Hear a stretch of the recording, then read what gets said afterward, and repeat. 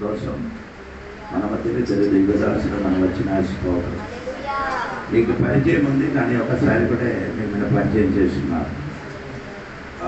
దైవదాసుడు మీకు ఆనంద్ గారు, అతనే ఇంజనీర్. దైవదాసుడు ఇతను ముందుకు మన చర్చలు వచ్చి వాక్యం చేశారు. ఈరోజు కూడా వాక్యం చేసి చెప్తుంది. ఆ దైవదాసుడు గురించి దేవుడికి స్తోత్రం. ఆదివారం మన చర్చలతో మంచి వాక్యం అందించారు. ఆనంద్ గారు మంచి వాక్యం అందించారు. ఆ దైవదాసుడు గురించి దేవుడికి స్తోత్రము. చాలా మందిలో మన ఊళ్ళో ఉన్నారు కానీ ఇక్కడికి రావడానికి వారికి ఇష్టము, మనసులో ఆశ కలిగదు. కానీ ఆనంద్ గారికి అటువంటి మనస్సు దేవుడిచ్చిన దేవునికి നമ്മുടെ അടുത്ത് വരുവാൻ ഇവിടെ വന്ന് വചനം പ്രസംഗിക്കാനൊക്കെ ദൈവം എൻ്റെ മനസ്സിൽ ഇവിടുത്തെ ആഗ്രഹത്തിനായ ദൈവത്തിന് സ്തോത്രം പറയുക. ഞായറാഴ്ച നല്ല സുന്ദരമായിട്ടുള്ള പ്രസംഗം వాక్యం തന്നെ വളരെ సచ్చి. ఈ రాత్రి కూడా మంచి వర్తమాన దేవదాసుడు ముందుగా దేవుడు వాక్యం అందిస్తున్నాం. తర్వాత నా ఫ్రెండ్ మనమిద్దరు ఒకే బైబిల్ కాలేజ్ చదివేది సోదరు. 2 సంవత్సరాలు నాతో ఉంటుంది. దీని ముందుగా సాక్షి చెప్పినది రవి గారు, అతని పేరు. దేవునికి స్తోత్రం. ఆ దైవదాసుడు కూడా రవి గారు కూడా దేవునికి వందనాన్ని చూపగట్టుగా స్తోత్రం. రవి గారు కూడా దేవుని వాక్యం అందిస్తారు. దేవునికి స్తోత్రం. ఈరోజు నాకు చాలా సంతోషం ఉంది. నేను బాప్టిస్ట్ ఇచ్చిన నా పాప ఇక్కడికి వచ్చారు. ఆయన భర్త శ్రీని గారు కూడా, అలాగా మన పార్వతి ఇక్కడ కూర్చున్నారు. అది 2 పిల్లలు కూడా వచ్చారు. నేను వచ్చిన వారం నుంచి ఆదివారం ఇక్కడికి రండి. అలాగే నేను చెప్పిన పిల్లలు ఇక్కడికి వస్తుంది. నేనందరూ సంఘకుడులు కూడా ఎప్పుడప్పుడు ఆడి ఇంటికి వెళ్ళి దర్శించి ఆడి ఇంటికి వచ్చి ప్రార్థన చేయండి. పాప కుమారుడు అది గణేష్ అని, ఈయన పాప శాలిని, అడిద్దరు శాంతి. ఆ కుటుంబం గురించి 1 మినిట్ ప్రార్థన చేస్తానండి. అందరి కన్ను మూసుకోండి. శ్రీని గారి గురించి, పార్వతి గురించి, తనకి ఇచ్చిన 2 బిడ్డల గురించి 1 మినిట్ ప్రార్థన ఇచ్చి దేవుడు దాసులు వాక్య ప్రజలకు వస్తారు. అందరికీ ఏమి సంఘ కాపరి అది చేస్తుంది. ప్రార్థన చేద్దాము. కళ్ళు మూసుకుందాం. అయ్యా ఏం పేరు చెప్పాడు? శ్రీను, పార్వతి. మంచి ప్రార్థన చేద్దాం. పరిశుద్ధుడా, ప్రేమగల తండ్రి, ఈ ప్రేమ మమ్మల్ని కాపాడింది. ఈరోజు ఈ క్షేమము, ఈ సుఖము, ఈ సంతోషము, ఈ ఆరోగ్యము కృపా ఇచ్చారు తండ్రి. స్తోత్రం. నువ్వు చేసిన మేలులకు, ఉపకారాలకు వందనాలు చెల్లిస్తున్నాను. ఇదిగో నాయన శ్రీని గారిని, ఇదిగో తండ్రి నీ కుమార్తె భారతమ్మను ప్రేమించి, ఇదిగో నాయన ఇప్పుడు ఇచ్చిన గర్భఫలాలు, బాబును బట్టి, పాపను బట్టి వందనాలు చెల్లిస్తూ ఉన్నాను. ఈ కుటుంబాన్ని మీరు కాపాడినందుకు స్తోత్రం, రక్షించుకున్నందుకు స్తోత్రం, ఉంచినందుకు స్తోత్రం, స్వస్థత ఈ బిడ్డలకు ఇచ్చినందుకు స్తోత్రం, ఈ కుమార్తెల ప్రభు మీరు బాగు చేసినందుకు స్తోత్రమయ్యా. శ్రీను గారికి సంపూర్ణమైన మారు మనసు ఇచ్చినందుకు స్తోత్రం. కుటుంబంలో మీరు గొప్ప కార్యాలు చేయబోతున్నందుకు స్తోత్రం. ఈ సంఘంలో మీరు చేర్పించినందుకు స్తోత్రం. కావాల్సిన మాట వినేటట్టునైనా మీరు అతి నాయన వినే బుద్ధిని కలిగించినందుకు స్తోత్రం. ఈ కుటుంబాన్ని దీవించినందుకు స్తోత్రం అయ్యా. ఈ ఆశీర్వాదాలతో ఈ కుటుంబాన్ని మీరు ఆశీర్వదించినందుకు స్తోత్రం. ప్రార్థన ఆలకించినందుకు స్తోత్రం. యేసయ్య నామములో ప్రార్థించి పొంది ఉన్నాం పరమ తండ్రి.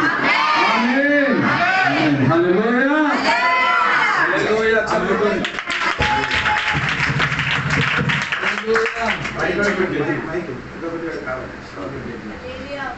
దేవునికి స్తోత్రం. పార్వతి ఇక్కడికి వచ్చిన మంచిదమ్మా. ఈ రోజు నీకు ఒక విడుదల కలుగుతుంది. ఆత్మ నాకు బయలుపరిచిన నీ శరీరం బంధించిన అభ్యంతరం ఈ రోజు విడుదల కలుగుతుంది. తర్వాత ప్రార్థన చేస్తున్నారు. నువ్వు ప్రార్థన చేసినప్పుడు నిన్ను కట్టిన కట్టు ఉంది, అది ఈ రోజు దేవదాసు ఆనంద్ గారు మనకు దేవుడి వాక్యం అందిస్తుంది. ఆనంద్ గారికి చెప్పడం ఆహ్వానం.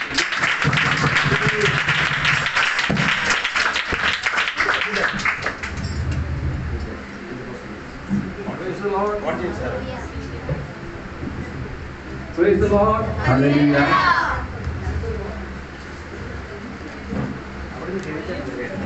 దేవుని నామం మహత్వపడుమారాగటే. దేవుని నామానికి వందనాలు కలుగును గాక.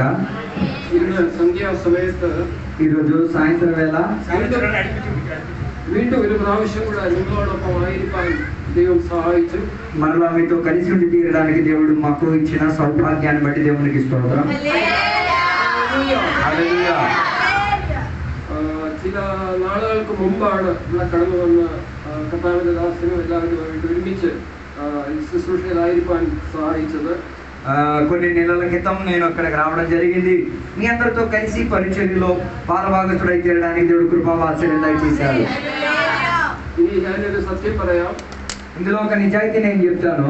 ഞങ്ങളുടെ ചർച്ചിൽ ഒരു പ്രയർ మీటింగ్ വെച്ചാൽ ഇത്ര ആൾക്കാർ ഒരിക്കലും మా చర్చిలో ఇలా కానీ కూడిక కానీ ఏర్పరిస్తే ఎంతమంది జనం వచ్చేది మాత్రం అసలు కనబడేది. നിങ്ങളുടെ ഉത്സാഹത്തിനായിട്ട് కానీ మీ అందరూ కూడా ప్రార్థన నిమిత్తం తీసుకుంటున్న భారాన్ని బట్టి ఉత్సాహాన్ని బట్టి దేవునికి నన్ను స్తోత్రం చూపించాను. హల్లెలూయా. കൂടുതൽ ഉത്സാഹത്തോടെ നിങ്ങൾ ദൈവസന്നിധിയിൽ വളരുവാൻ ദൈവം നിങ്ങളെ ఇంకా శక్తియుక్తంగా దేవుని యొక్క పరిచర్యలో కొనసాగి తీరడానికి దేవుడు మీ అందరిని కూడా సహాయం పడుతుంది కాక. హల్లెలూయా.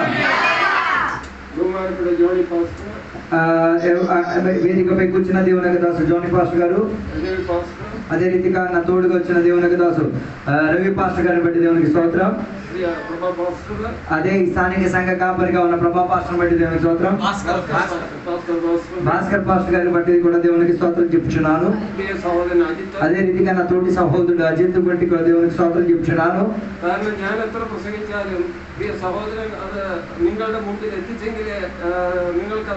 నేను ఎంత వాక్య పరిచయం చెప్పినా నా భాష మీకు అర్థం కాదు కాబట్టి నా భాషను అర్థం చేసుకునేటట్టుగా సహోదరుడు అందిస్తున్నాడు కాబట్టి మీకు అర్థమవుతున్నది. అందుకే ఆయన కూడా వందనాలు చెప్పగలపదు. ఈ రాత్రి వేళ ప్రార్థన సహకారంగా కూర్చోండి. దేవుడు మనతో మాట్లాడతారు. దేవుని యొక్క వాక్య భాగంలో నుంచి కొన్ని మాటలు చదివి చెప్పాలని కోరుచున్నాను. 52వ కీర్తనలు తీయండి. 8వ వచనం చదవాలి. 52వ కీర్తనలు 8వ వచనం.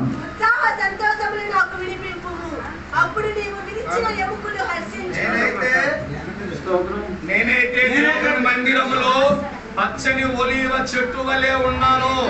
నిత్యము దేవుని కృపయందు నమ్మిక ఉంచుచున్నాను. ఆమేన్. హల్లెలూయా. ఈ కొన్ని వాక్యాలు ఏదాని చిన్న కార్యంలో ఆర్పించింది. ఈ చదివిన వాక్య భాగంలో నుంచి కొన్ని మాటలు చెప్పి త్వరగా కూర్చోవాలని కోరుచున్నాను.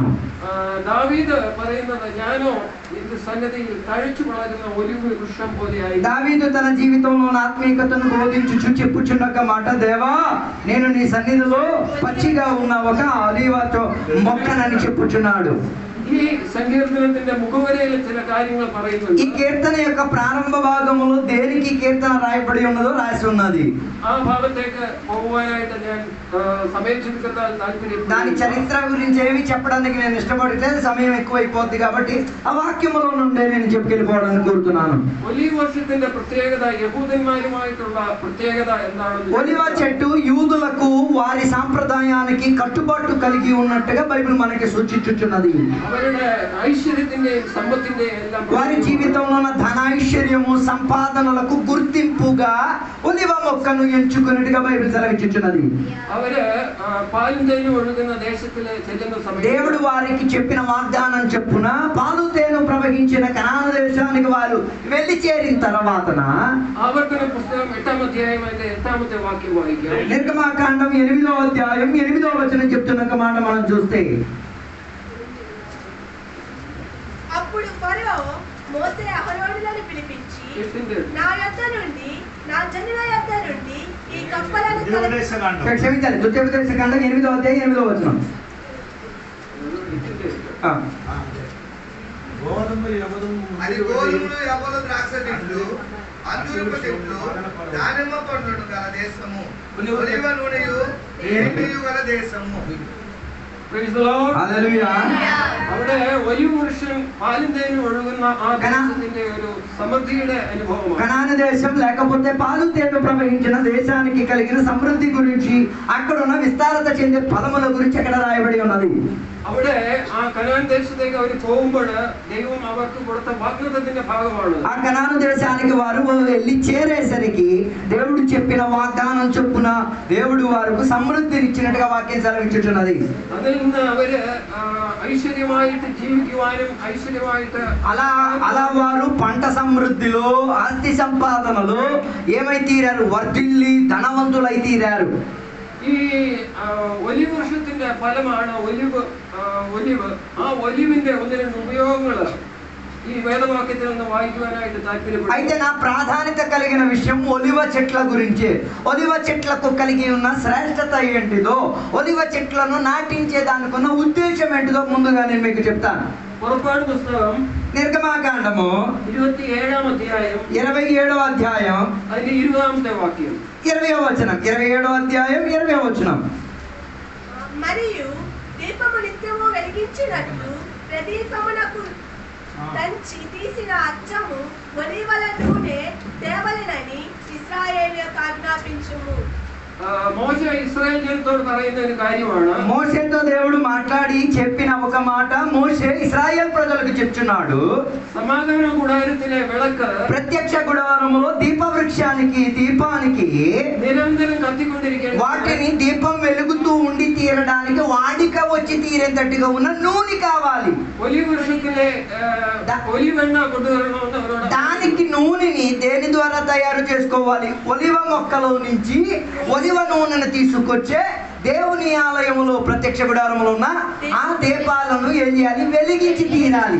അതുപോലെ തന്നെ ലേവ്യ പുസ്തകത്തിലും దాని తర్వాత లేవియాకాండానికి వచ్చినప్పుడు 24ന്റെ 2వ వాక్యం 24వ అధ్యాయం 2వ వచనం చదివేటప్పుడు దీపము నిత్యము వెలుగుచుండునట్లు ప్రదీపము కొరకు దంచి తీసిన అచ్చమైన ఒలీవ నూనెను తేవలెనని ఇశ్రాయేలులకు ఆజ్ఞాపించుము.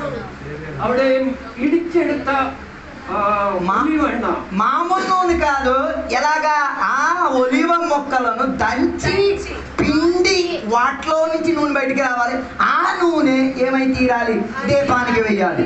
అదే ఆ విளக்கு నిరంతరం కత్తికొండిరికేంటది. ఎందుకు అలాగా దంచి ఎల్లప్పుడు దానిని దంచేసి బాగు చేసి తీసుకొచ్చే కారణం ఏంటంటే ఆ నూనె తాలూకు ఉన్న ప్రత్యేకతనిచ్చి అది దీపాన్ని నిత్యాన్ని వెలిగించుకొని ఉంచుకోగలిగి తీరుతుంది. ఇక మనం పాత నిబంధనలు ఇంతవరకు మనం చూసాం. కొత్త నిబంధనలోకి మనం వద్దాం. తోటത്തെ కురిచి നിങ്ങൾക്ക് എല്ലാവർക്കും അറിയാവുന്ന మత్తయి సువార్తలో మనం చదవగలిగి గెత్సెమనే తోట గురించి రాయబడినట్టుగా బైబిల్లో మనకి తెలుసు.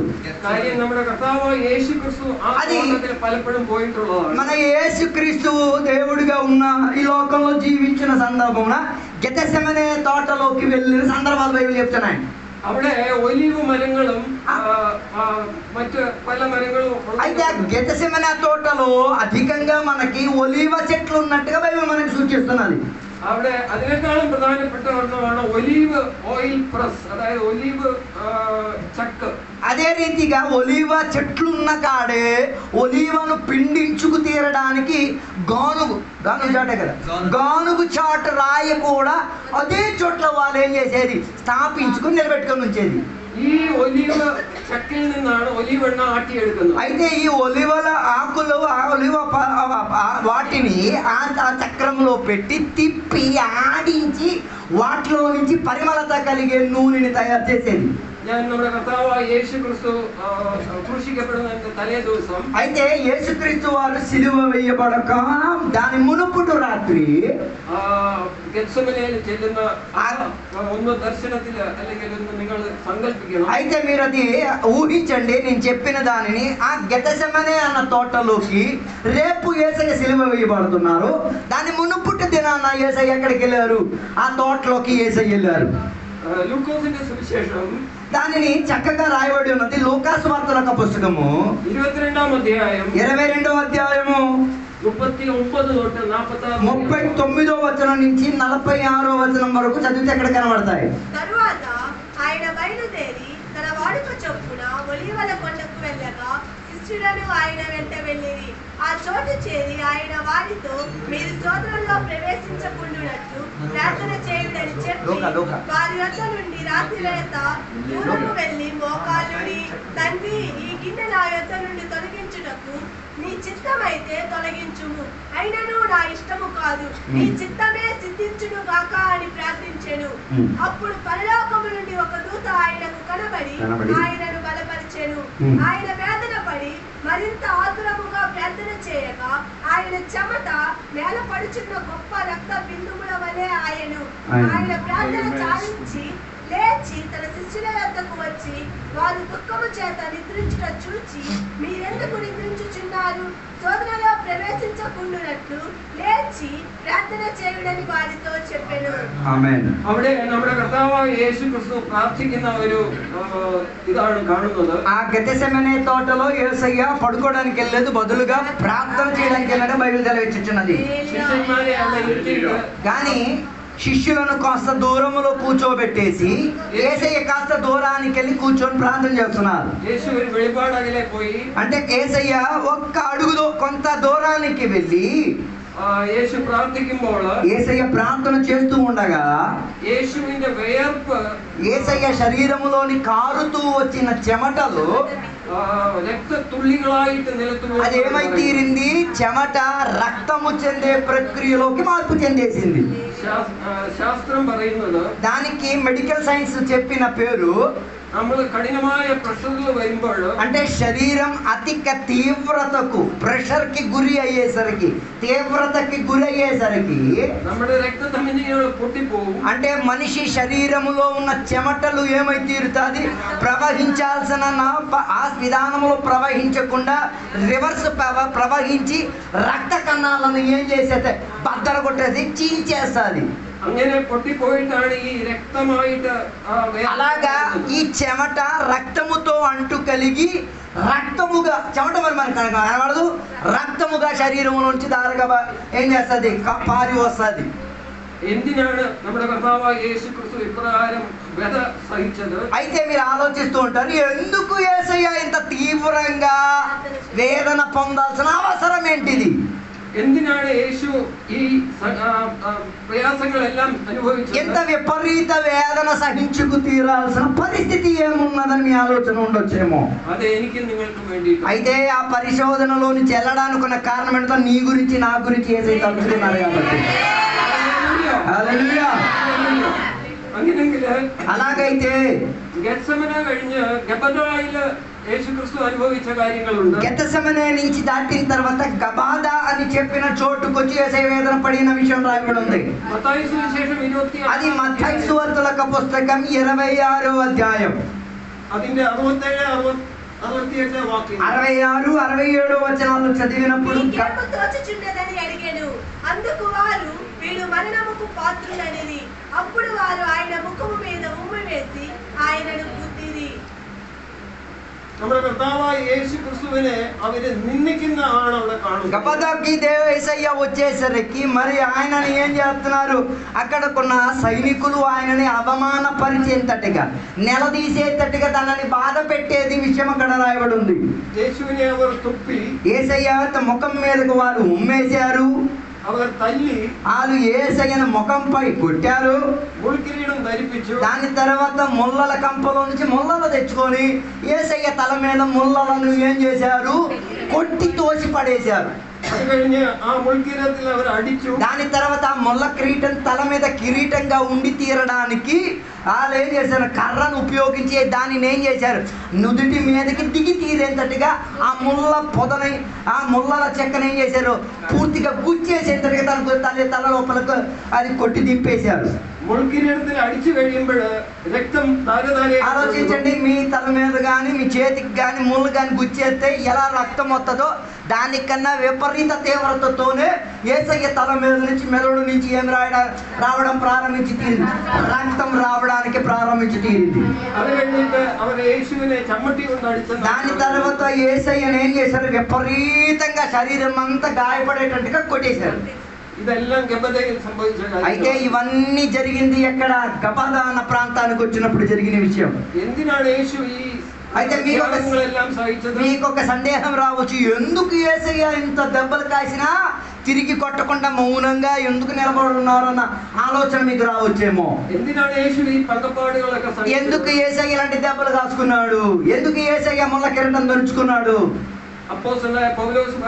దానికి అపోస్తుడైన పౌలు గారు చెప్తున్న భాషాంతరము, మనం ధనవంతులై ఉండి తీరడానికి, ఐశ్వర్యవంతులై ఉండి తీరడానికి, మనం ఆస్తిపరులై ఉండి తీరడానికి ఆయన అంత దీనదశలో దరిద్రుడిగా, ఏమి లేనివాడిగా, గాయాలు పొందినవాడిగా, అవమానం పొందినవాడిగా, నిన్ను ధనవంతుడిగా చేయడానికి ఆయన ఆ పద్ధతిలోకి వెళ్ళాడు. దాని అర్థం సారాంశం ఏంటంటే నువ్వు దీవింపబడాలి, ఆయన శపింపబడాలి. మార్కోస్ వార్తల పుస్తకము 15వ అధ్యాయం 16వ వచనం నుంచి 20వ వచనం వరకు బాగా వినండి. ఆయనను ప్రత్యర్థమును అధికార మందిరము లోపలికి తీసుకొని పోయి సైనికులందరినీ సమకూర్చుకున్న తరువాత ఆయన ఊదారంగు వస్త్రము తొలగించి ముండ కిరీటమును ఆయన తల మీద పెట్టి యూదుల రాజా నీకు శుభమని చెప్పి ఆయనకు వందనములు చేయసాగిరి. మరియు వెల్లుతో ఆయన తల మీద కొట్టి ఆయన మీద ఉమ్మి వేసి మోకాళ్ళుని ఆయనకు నమస్కారము చేసిరి.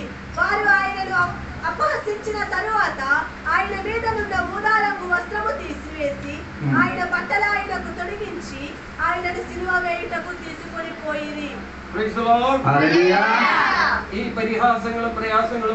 చూసారా ఎంత మాత్రం అవమానపరచాలో, నిలదీయాలో, అందరి సమక్షంలో ఏం చేయాలి, ఎంత ఘోరం చెయ్యాలో అంత ఘోరాన్ని ఎవరి కొరకు చేశారు? నీ కొరకు, నా కొరకు ఆయన చేయబడ్డారు. ఇప్పుడు గబదా దాటిన తర్వాత ఇప్పుడు ఎక్కడికి వచ్చారు? గొల్గోతా అన్న ప్రాంతానికి వచ్చారు. ఎప్పుడు చూడండి, గబాదా నుంచి గోల్గోతాకి వెళ్ళిన ప్రయాణములో తన భుజముల పైన ఇప్పుడు ఏమొచ్చేసింది? విపరీత బరువు కలిగేటట్టుగా ఉన్న ఒక సిలువ చెక్క తన భుజము పైన ఏం చేయబడింది? అప్పగింపబడింది. సాధారణంగా మనలాగా ఆరోగ్యంగా 3 పూట్ల గట్టిగా తిన్నోడు ఒకడు ఏం చేయలేడు. అలాంటి ఒక బరువు కలిగే ఒక చెక్క ముక్కను ఏం చేసుకోలేడు, మొయ్యలేడు.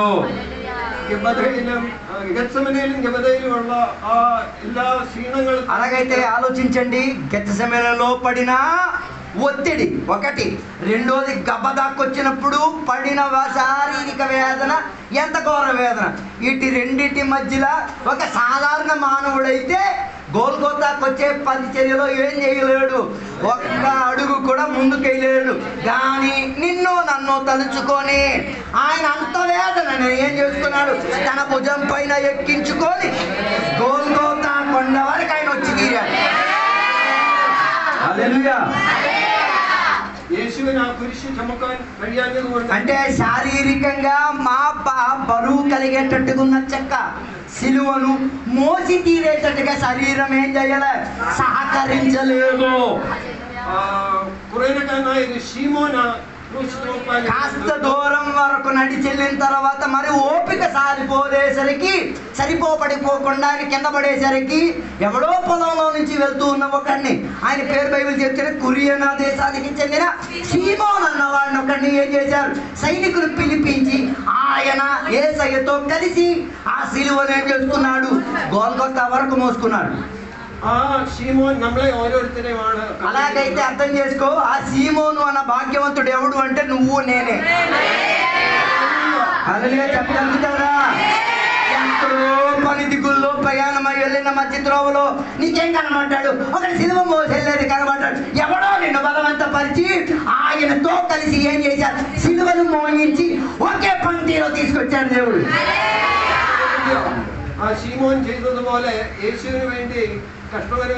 ఈ రాత్రి వేళ నేను ఒక ప్రశ్న అడిగి నేను ముగించాలనుకుంటున్నాను. ఆ సీమోను లాగే నువ్వు కూడా సిలువను మోసి యేసయ్యతో బాలభాగస్తుడు అవుతావా? మోస్తావా? గోల్గొతా చేరుతావా? లేక మధ్య త్రోవలో చెక్కేస్తావా? ఆలోచించి జవాబు చెప్పుకో.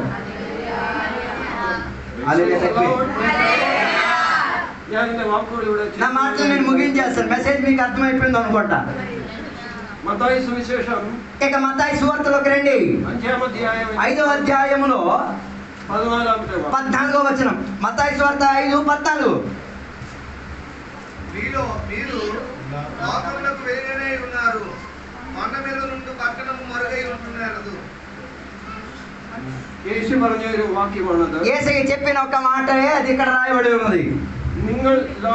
మీరు లోకమునకు వెలుగై ఉన్నారు. ഞാൻ ആദ്യം മുഖവരയിൽ സൂചിപ്പിച്ചതുപോലെ అందుకే తొలి నేను చెప్పాను కదా, అదే మాటకి తిరిగి నేను వస్తున్నాను. ఇడిచెడుత ఒలివెണ്ണ ఏ రీతిగా దంచి బాగుపరిచి ఆడించేసిన నూనె వలె నిరంతరం కత్తికొండిరిగిన మనం ఎల్లప్పుడూ ఏమై ఉండి తీరాలి? వెలుగుతున్న దీపమై ఉండి తీరాలి. అప్పుడప్పుడు ఎలగడం కాదు, నిత్యం వెలుగుతూ ఉన్న దీపం. అలాగైతే మనం సేవించే దేవుడు ఆశించేది వెలుగుతున్న దేవుని బిడ్డలనే దేవుడు ఆశించేది. అందుకే యేసయ్య చెప్పిన మాట, నేను లోకానికి వెలుగై ఉన్నాను. అలాగైతే అలా దంచబడి, అలా ఆడింపబడి, అలా శుభ్రంగా ఏం చేయబడి దీపములోకి ఎక్కిన నూనె నువ్వు కూడా ఏమై తీరాలి? ఆరిపోకుండా నిత్యం వెలుగుతూ వెలుగైన దేవుడిని చూపించి తీరగలగాలి. హల్లెలూయా. అలాగైతే దేవుడు నీలో వెలగడం ప్రారంభించి తీరితే లోకం నీ మూలంగా ఉన్న వెలుతురు మూలంగా దేవుని చూచి తీరొచ్చు.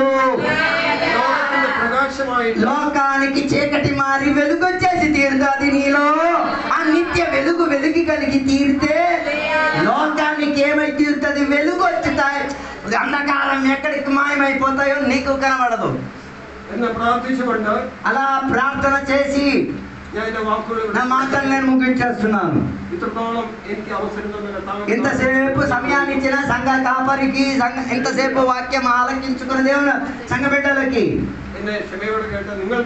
జాగ్రత్తగా నేనేం చెప్తాను అని జాగ్రత్తగా ఆలకించుకొని మధ్య మధ్యలో స్తోత్రం చెప్పారు కదా అని నేను ప్రత్యేకత వందనాలు చెప్తున్నాను.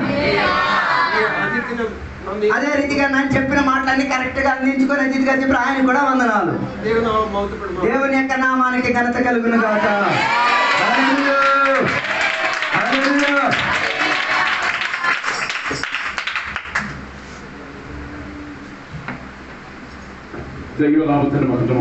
దేవుని నామానికి వందనాలు కలుగును గాక. అందరికీ యేసుక్రీస్తు పేరట నా హృదయపూర్వక వందనాలు. నా తోటి స్నేహితుడు అదే రీతిగా తన కుమారుడైన అజిత్ ఇక్కడ సంఘ కాపరిగా ఉన్న సంఘ కాపరిని బట్టి దేవునికి స్తోత్రం. అదే రీతిగా మన మధ్యలోకి వచ్చిన దేవునికి దాసు భాస్కర్ పాస్ గారు, అదే రీతిగా మనకి ఇంతకు ముందు వాక్యం చెప్పిన ఆనంద్ సారు, దేవుని యొక్క సంఘంలో సభ్యులుగా ఉండి లోన బయట కూర్చొని వాక్యం ఆలకించున్న అందరికీ మరలా ఒకసారి వందనాలు తెలియపరుస్తున్నాను.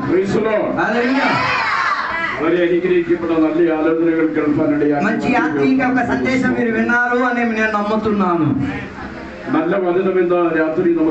ఈ రాత్రి వేళ మనకి పనికి వచ్చేటట్టుగా ఒక మంచి వాక్యాంశమే అయ్యగారు మనకి బోధించారు. యేసయ్య అనుభవించిన శిలువ మరణం గురించి ఆ ప్రయాణం గురించే మనకి ఇందాక వినిపించారు. గెత్సెమనే గబదా గోల్గోతా వరకు యేసయ్య ఏం చేశాడు? ప్రయాణమై తీరాడు, ఎక్కడ ఓడిపోలేదు. చివరికి గోల్గోతాకి వెళ్ళి కావాల్సిన సదుపాయాలని ఏర్పరిచి పూర్తిపరిచి మరణించాడు ఆయన. చివరికి గోల్గోతా పరిచయం అయిపోయింది అనుకుంటున్నారా? అవ్వలేదండి. అయిపోయిన తర్వాత మరణానికి ఆయన ముట్టుగా ఆస్వాదించుకున్నాడు, మరణించాడు. మరణించేటప్పుడు ఆ దేశంలో ఉన్న పెద్దరికం వహించిన అరిమథ్య అన్న యోసేపు తయారు చేసిన సమాధిలో ఆయన నుంచబడేది. సమాధితో ఆగిపోయింది అనుకుంటున్నారా? లేదండి. 3వ రోజు అదే సమాధి కాడ తలుపులు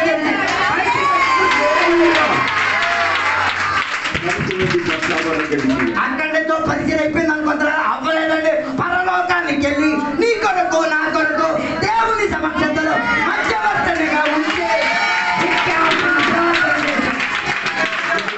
പറഞ്ഞിട്ടുള്ളതല്ലേ നിങ്ങൾ കേട്ടതുപോലെ തന്നെ ఇంతకు ముందు అయ్యగారి దగ్గర నుంచి వాక్యం వినేటట్టుగానే നിങ്ങളുടെ ജീവിതം കൂടി ഒരു ഇടിച്ചെടുത്ത തെളിവുള്ള ഒളിവർണ്ണ പോലെ విక్రమపురంలో ఉన్న దేవుని బిడ్డలు కూడా ఆడించబడి చెక్కలో తెప్పబడి బయటికి వచ్చిన మంచి నిత్యము కలిగి ఉన్న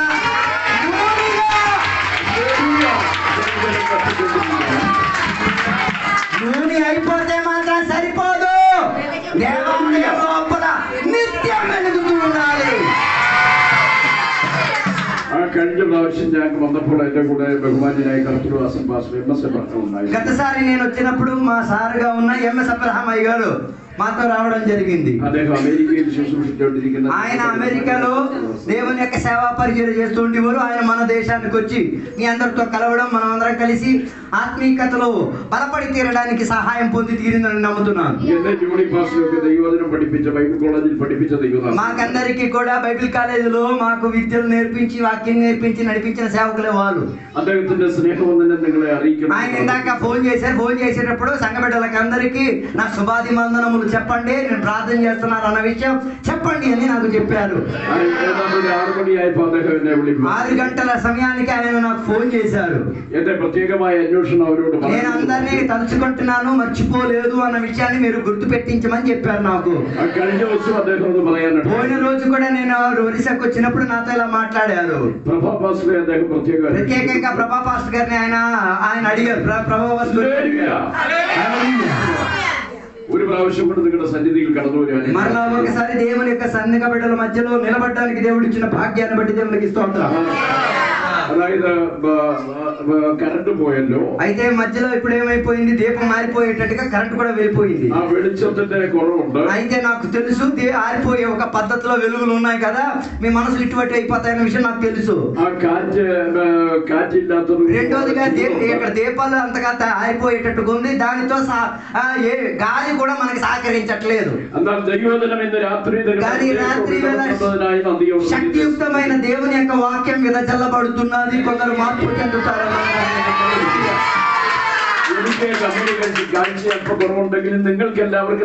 నాకు కనుదృష్టి అంత బాగా కనబడకపోయినా మీ అందరూ కనుదృష్టి మాత్రం చాలా సూపర్ గా కనిపిస్తుందన్న నాకు అర్థమై తీరుతున్నది.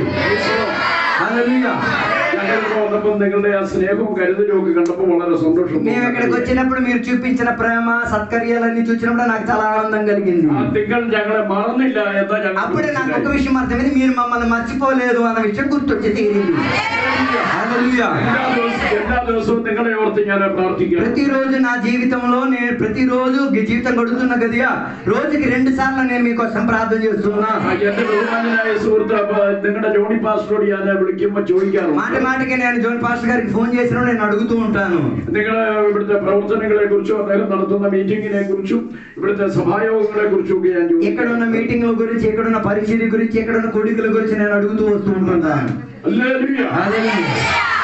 നിങ്ങള് ഞങ്ങൾക്ക് കാപ്പി തരാനിടയായി, మీరందరూ కలిపి మాకు ప్రేమ చూపించేట్టుగా టీవీ ఇచ్చారు, తినడానికి మంచి భోజన సదుపాయాలు చేసి ఇచ్చారు.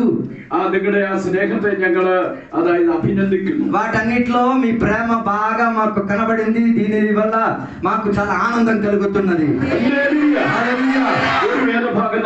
ఒక్క వాక్యం దేవుని యొక్క బైబిల్ గ్రంథం నుంచి మనం చూద్దాం. యోహన్నాను సువిశేషం 28వ వాక్యం. యోహన్న సువార్తల యొక్క పుస్తకం 11వ అధ్యాయం 28వ వచనం.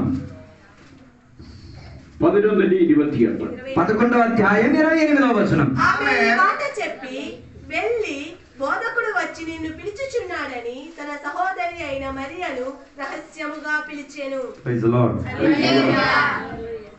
ഇവിടെ പറയുന്ന ഒരു പ്രധാന കാര്യമുണ്ട്. ఇక్కడ చెప్పబడిన వాక్య భాగంలో ప్రాధాన్యత కలిగే ఒక మాట. എന്ന് പറഞ്ഞിട്ട് പോയി തന്റെ സഹോദരിയെ ആയ മറിയെ സ്വകാര്യമായി വിളിച്ചു. మరియను ఏం చేశారు, పక్కకు పిలిచి గురు వന്നിട്ടുണ്ട് నిన్నే విളിക്കുന്നു. యజమాని వచ్చారు, గురువు వచ్చారు, పిలుస్తున్నారు అని చెప్పారు. బోధకుడు వచ్చాడు, మిమ్మల్ని పిలుస్తున్నారని చెప్పారు. గురు వന്നിട്ടുണ്ട് నిన్నే విളിക്കുന്നു. బోధకుడు వచ్చాడు మన దగ్గరికి, ఆయన నిన్ను ఏం చేస్తున్నాడు, పిలుస్తున్నాడు అన్న మాటని చెప్పారు. ഇന്ന് രാത്രി നിങ്ങളോട് എനിക്ക് പറയാനുള്ള കാര്യമുണ്ട്. గురు వന്നിട്ടുണ്ട് നിങ്ങളെ വിളിക്കുന്നു. ఈ రాత్రి వేళ సంఘ బిడ్డలకు కూడా చెప్పడానికి ఉన్న సందేశం ఇదే. ఎవరు వచ్చారు? బోధకుడు వచ్చాడు, నీతో వ్యక్తిపరంగా మాట్లాడాలనుకుంటున్నాడు. బోధకుడు వచ్చింది నిన్ను పిలవడానికే, నీతో మాట్లాడడానికే, నీతో మాట్లాడడానికే, నీతో సమయం గడపడానికే. ఎవరు వచ్చారు? బోధకుడు వచ్చాడు. అయితే బోధకుడు వచ్చాడు నీ దగ్గరికే, నీతో మాట్లాడడానికి, నీతో సమయం గడపడానికే. അവരുടെ ജീവിതത്തിൽ ഒരു വലിയ പ്രതിസന്ധി നിലനിൽക്കുമ്പോഴാണ് ఆ కుటుంబానికి కలిగి ఉన్న పరిచర్యలో ఎంత వేదన కలిగిన ఒక గడియలో ఆ కుటుంబం ప్రయాణం చేస్తున్నది. ഒരു വലിയ നഷ്ടമാണ് അവരുടെ ജീവിതത്തിൽ. ఆ కుటుంబంలో జరిగిన గొప్ప ఒక నష్టం ఎక్కడ రాయబడి ఉన్నది. ബഥാനിയ എന്ന ഗ്രാമത്തിൽ മറിയയും അതുപോലെ തന്നെ അവരുടെ സഹോദരിയായ മാർത്ത, അവരുടെ సహోదరൻ లాజరు. అయితే బెతనీ అన్న నగరములో నివసించిన ముగ్గురు నివాసికులు ఎవరెవరు? ఒకటి లాజరు, రెండోది మార్త, మూడోది మరియా. ముగ్గురు ఆ ఊరిలో నివసించిన వారు. కర్తావు അതിലെ പോകുമ്പോൾ അവരുടെ വീട്ടിലാണ് കയറുന്നത്. అయితే సాధారణంగా యేసయ్య ఒక్క త్రావన వెళ్తే ఖచ్చితంగా ఈ ఇంటికి వెళ్ళి వారి మంచి చెడు గురించి ఆలోచించి మాట్లాడే ఇంట్లో నుంచి వెళ్ళేది. ఆ വീട്ടുകാരെ രണ്ട് സഹോദരിമാരും സഹോദരനും యేసుక్రీస్తునే വളരെ കാര്യമായി സ്വീകരിച്ചു. ఇద్దరు అక్క చెల్లులు అదే రీతిగా తన తమ్ముడు ఏం చేశారు? యేసయ్యని ప్రేమిస్తుండేవారు, సత్క్రియలు చేస్తూ వారి యేసయ్యకి కావాల్సిన సదుపాయాలు ఏర్పరచుకున్నారు. వారి ఇల్లు ఎల్లప్పుడూ యేసయ్య కొరకు, తన శిష్యుల కొరకు ఎప్పుడు ఏమై ఉండేది?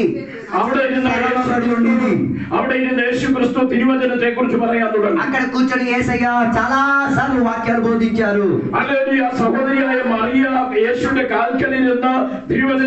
మరియా యేసయ్య పాదపీఠంలో కూర్చొని ఏం చేసేది?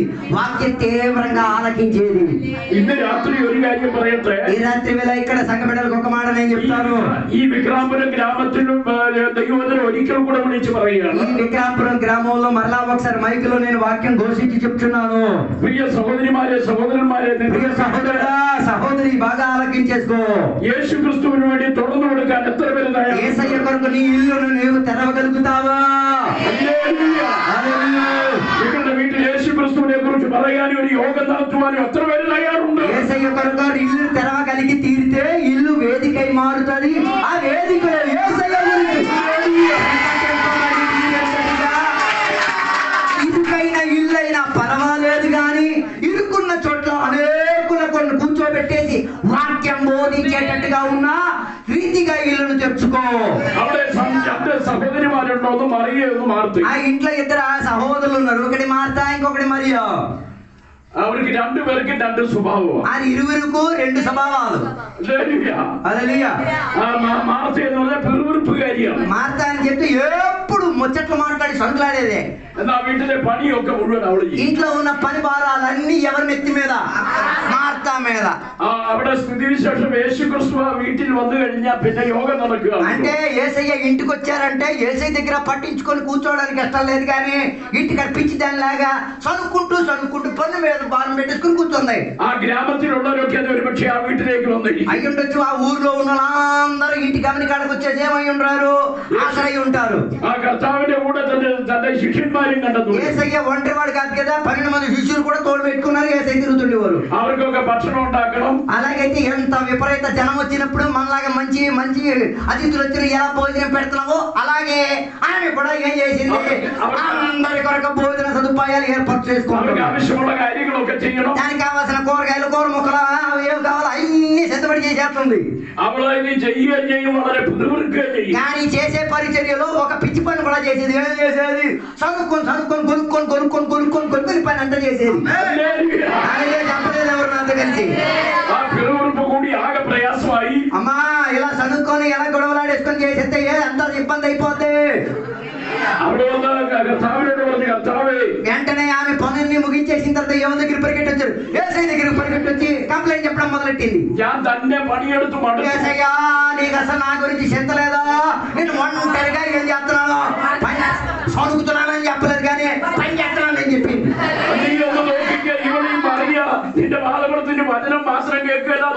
తర్వాత నిందలు ఎవరి మీద మోసేసింది? అదో మరియా చూడు అక్కడ కూకుంది కానీ నాకు అసలు ఏం చేయట్లేదు, వచ్చేవా మాట్లాడట్లేదు, ఓ సహాయం చేయట్లేదు, చూస్తావా యేసయ్యా?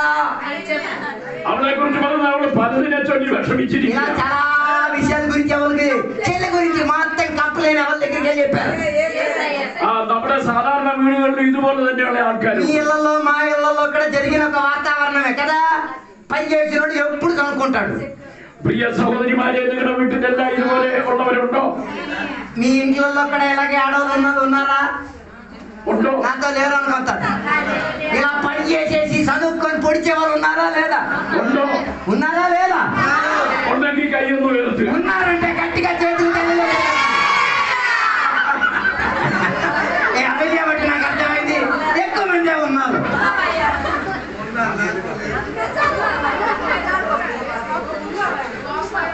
അവര് സത്യം പറഞ്ഞു. మొత్తానికి నిజం చెప్పారు. కాబట్టి మొత్తం కలిగి చేపించారు. అర్థమైంది. హల్లెలూయా. ప్రియమున్నవరే, దేవునికి స్తోత్రం. ప్రియమైన దేవుని బిడ్డలారా, దేవునికి స్తోత్రం. ఈ మాత్రం നല്ല കാര്യമാണ് ചെയ്യുന്നത്. మంచి పనే కదా చేసింది. അവള് വളരെ നല്ല കാര്യമാണ് ചെയ്യുന്നത്. ఇంట్లో ఎంత మంచి పని చేసింది అవి. പക്ഷെ പിതൃത്വമാണ് ചെയ്യുന്നത്. ഞാൻ చేసే పని మొత్తం దేంతో ప్రారంభించి దేంతో ముగించింది? సనుకులాడి ప్రారంభించి సనుకులాడి ముగించింది. കർത്താവിന്റെ അടുത്ത് വന്നപ്പോ കർത്താവ് പറഞ്ഞു അവൾക്ക് నా పని అంతా సనుకులాడి చేసేసి బానే ఉందా? మళ్ళీ ఏసై దగ్గరికి వచ్చి మళ్ళీ ఏం చేసింది? പലതിനെ ചൊല്ലി വിലപിക്കുന്നു. ఈ రాత్రి వేళ మీరు కూడా కొందరు ఎలాగే కదా కూర్చొని ఏడుస్తున్నది. നീ പലതിനെ ചൊല്ലി വളരെ കുഴഞ്ഞിരിക്കുന്നു. మన అనేక విషయాలు బట్టి నువ్వు ఇరుకుల్లో పడిపోయావు. ഇന്ന് രാത്രിയിൽ ഒരു കാര്യം ఈ പറയട്ടെ. రాత్రి వేళ దేవుడు నీతో ఒక మాట చెప్పేది. പ്രിയമുള്ള സഹോദരിമാരെ, നിങ്ങൾ പലതും വളരെ കഷ്ടപ്പെട്ട് ചെയ്യുന്നു. ప్రియ సహోదరులారా, చాలా పనులు దేవుని కొరకు మీరు ప్రయాసపడి చేస్తున్నారు. പിതൃത്വം ചെയ്യരുത്. కానీ దయచేసి చేసే పనులు ఏం ఉండకూడదు. సనికిలాడే ప్రారంభం ఉండకూడదు. ఏ పని చేసినా సనుకులాడ కూడా పద్ధతిగా చేసేయండి. దీవించాల్సిన దేవుడు తగిన సమయంలో దీవిస్తాడు. നമ്മുടെ കർത്താവ് വരാൻ സമയമായി. ఎందుకు? మన ఏసై రావడానికి సమయం దగ్గర పడింది. എന്ന് വരുമെന്ന് നമുക്കറിയില്ല. ఎప్పుడు ఏసై వస్తారో తెలియదు. അതുകൊണ്ട് ശേഷിക്കുന്ന అందుకే దొరికిన సమయము అవకాశం సనుకులాడకుండా సద్వినియోగపరిచి పని చేసేయండి. సంతోషంతోടെ ചെയ്യണം. చేసే పనులు ఆనందమే ఉండాలి తప్ప సొనుకులాడే ఉండకూడదు. ప్రియముള്ള దైవమైదలే, ഇതിനൊക്കെ വലിയ പ്രതിഫലം സ്വർഗ്ഗത്തിൽ. అలాగైతే మనం చేసినది ఏ పనైనా దానికి ఏముంది? ప్రతిఫలం దేవుని దగ్గర సునిశ్చితంగా ఉంది. నిన్నే ఆരും కണ്ടില്ലെങ്കിലും నిన్నే మానిച്ചില്ലേ? నువ్వు పని చేసింది, నువ్వు ప్రయాసపడింది, నువ్వు మోసింది, నువ్వు చేసింది ఎవరు చూడకపోయినా పర్వాలేదు, కానీ గుర్తించేవాడు ఒకడు ఉన్నాడు. పరలోకాన్ని పరులన్నీ గుర్తిస్తున్నాయి, లెక్క తీసుకుంటున్నారు. దానికి తగిన దానిని దేవుడు మరియ എന്ന സഹോദരി, మరియా అన్న సహోదరి കർത്താവിന്റെ പാദപീഠത്തിലിരുന്ന് നല്ല అంశం ധരിച്ചു యేసయ్య పాదపీఠమున కూర్చొని మంచి మంచి సామగ్రిని మొత్తం ఏం చేసుకుంది? పీర్చి లాగేసింది. ഹല്ലേലൂയ. ഈ രണ്ട് സഹോദരിമാരുടെയും രണ്ട് സ്വഭാവം. ఈ ఇద్దరు సహోదరులకి రెండు స్వభావాలు. ഒരു വീട്ടിൽ ഇതുപോലെ രണ്ട് സ്വഭാവമുള്ള ആൾക്കാർ. వీళ్ళలో కూడా ఇద్దరు ఆడవాళ్ళు అంటే రెండు స్వభావాలు ఉంటాయి కదా. ചിലപ്പോ ഭർത്താവിന് ഒരു പിറുപിറുപ്പുള്ള ആളായിരിക്കും. అయ్యుండొచ్చు భర్త సనుగులాడేవాడు ఉండొచ్చు. ദൈവത്തെ ആരാധിക്കുന്ന കാര്യത്തിൽ കർത്താവിന് വേണ്ടി കൊടുക്കുന്ന దేవునికి ఆరాధన చేసేదంటే చాలా మంచి సూపరో, దేవునికి ఇచ్చిపుచ్చు విషయంలో మరీ సూపరో, കർത്താവിന് വേണ്ടി നിൽക്കുന്ന കാര്യത്തിലൊക്കെ ചില దేవుని కొరకు నిలబడమని చెప్తే మొదలెడతాది ఇంజిన్, సనుకులాడే ఇంజిన్ మొదలెడతాది. എന്നാ ചില സഹോദരിമാർ ആ വീട്ടിലെ സഹോദരിമാർ అదే ఇంట్లో ఉన్న ఆడవాళ్ళు మీరు చూడండి, അവർ വളരെ ഉത്സാഹമുള്ളവരെ. వారు ఎంత ఉత్సాహంగా తొందరగా పనులు చేసేస్తారు. ആത്മീയമായി മുന്നോട്ട് പോകാൻ വളരെ ഉത്സാഹമുള്ളവർ. ఆత్మీయంగా ముందుకు పరిగెట్టడానికి ప్రయాసపడడానికి ఎంత తీవ్ర శక్తిగా పనిచేస్తారు. ഉപദേശിമാരായ ഞങ്ങൾക്ക് ഇതൊക്കെ നന്നായിട്ട് അറിയാം. పాస్టర్ గారిగా మేము ఇలాంటివన్నీ మేము ఆలకిస్తూ ఉంటాం, మాకు బాగా ఇలాంటివి తెలుసు. ഹല്ലേലൂയ. హల్లెలూయా. ഈ രണ്ട് സഹോദരിമാർക്കൂടെ കൂടി ഒരു സഹോദരൻ. ఈ ఇద్దరు అక్క చెల్లికి ఒకే తమ్ముడు. കർത്താവും ലാസറും തമ്മിലുള്ള ബന്ധത്തെ കുറിച്ച് പറയുന്ന കർത്താവിന് ലാസറിനോടുള്ള ബന്ധം പ്രിയനായവനെന്ന. లాజరుకిను యేసయ్యకి కలిసి ఉన్న అనుబంధములో యేసయ్య చెప్పిన మాట, నాకు లాజరు ప్రియుడు అని చెప్తున్నాడు. ప్రియమున్నది. నాకు ఆయన ప్రియుడు. ఎవడు? లాజరు. ఎవరికి? యేసయ్యకి లాజరు ప్రియుడు. ഇന്ന് പകലിൽ ഇന്ന് രാത്രിയിൽ ഒരു കാര്യം ചോദിക്കട്ടെ. ఈ రాత్రి ఒక ప్రశ్న నేను అడగనా? നിങ്ങൾ കർത്താവിന് പ്രിയമുള്ളവരാണോ? వాస్తవంగా యేసయ్య కూడా నీ పేరు పెట్టి అలా చెప్తున్నారా ప్రియుడని? ఆ ప్రశ్న మీకు అర్థం కాలేదేమో. ఆ కార్యంలో ఉറപ്പുണ്ടോ? ఆ విషయంలో మీకు దృఢ నమ్మకంతో చెప్పగలుగుతారా? లాజరు నాకు ప్రియుడని యేసయ్య చెప్పినట్లా నీ పేరు పెట్టి యేసయ్య ప్రియుడని చెప్తుంటారా? ഞാൻ എന്റെ കർത്താവിന് പ്രിയമുള്ളവനോ പ്രിയമുള്ളവനോ? ఈ రోజు దేవుని దగ్గర ఒప్పుకో, నేను దేవునికి ప్రియుడునే, ప్రియురాలునే. എല്ലാ തിങ്കളാഴ്ചയും നിങ്ങളുടെ ഇവിടെ വന്നത് തിരുവചനം നന്നായി നിങ്ങളെ പഠിപ്പിക്കുന്നുണ്ട് കർത്താവിന്. దేవుని యొక్క దాసులు ఇక్కడికి వచ్చి వాక్యం చాలా బాగా మీకు బోధించి నేర్పుతున్నాడు. ദൈവവചനത്തിന്റെ കുറവല്ല നിങ്ങൾക്ക്. దాని అర్థం ప్రియుడు కాలేనిది వాక్యం అధికంగా వెదజల్లలేదు, అది కాదు కారణం. കർത്താവിന്റെ സന്നിധിയിൽ ഒരു പ്രിയമുള്ളവരായി దేవుని సన్నిధిలో మనం ప్రియము కలిగిన వారిగా మార్పు చెందాలి. മക്കളും പ്രിയമക്കളും ഉണ്ട്. ప్రియ పిల్లలు ఉన్నారు, ప్రియ బిడ్డలు ఉన్నారు. നമുക്കുമില്ലേ മക്കളും പ്രിയമക്കളും? మీకు కూడా పిల్లలు ఉన్నారు కదా, ప్రియ పిల్లలు, ప్రియ బిడ్డలు. అంటే ఇష్టం చెందే వాళ్ళకి అలా పిలుస్తుంటాం. ചില കുഞ്ഞുങ്ങളോട് വളരെ താല്പര്യം നമുക്കുണ്ട്. కొన్ని పిల్లల పట్ల, ఒక ఇంట్లో ముగ్గురు పిల్లలు ఉంటే ఒక పిల్లల పట్ల అతి ప్రియం. ఓ ఎంత గారాభంగా ఆయన ప్రేమిస్తారు. അത് ദൈവത്തിന്റെ സ്തോത്രം. അപ്പനുമായിട്ടുള്ള പ്രത്യേകമായ ബന്ധം, అదే അമ്മയുമായിട്ടുള്ള నాన్నతో ప్రత్యేక ప్రియత్వం, అమ్మతో ప్రత్యేక ప్రియత్వం. ഈ ലാസർ അങ്ങനെയുള്ള ഒരു പ്രിയനായി. కానీ లాజరు కూడా అదే రీతిగా యేసయ్యకు ప్రియుడు. హల్లెలూయా. ഇന്ന് രാത്രിയിൽ ഒരു പ്രാവശ്യം കൂടെ ഞാൻ ചോദിച്ചു మరలా ఒకసారి ఇందాక అడిగిన ప్రశ్న మళ్ళీ ఒకసారి నేను అడుగుతాను. మన సాక్షి ఉన్న హృదయంతో ఒకసారి జవాబు చెప్పాలి. ലോകത്തിൽ ഞാൻ ആർക്കും പ്രിയനല്ല. లోకంలో నేను ఎవరికి ప్రియుడు కాకపోయినా, ഞാൻ ആർക്കും പ്രിയനല്ല. నేను ఎవరికి ప్రియురాలు కాకపోయినా, ഞാൻ എന്റെ കർത്താവിന് నా యేసయ్య కొరకు నేను ప్రియుడునే, ప్రియురాలునే. ഞാൻ എന്റെ കർത്താവിന് പ്രിയനാണെന്ന് പറഞ്ഞാൽ నా దేవుని కొరకు, నా యేసయ్య కొరకు నేను ప్రియుడునే, ప్రియురాలునే. అది నాకు పూర్ణ నమ్మకం నాలో ఉంది.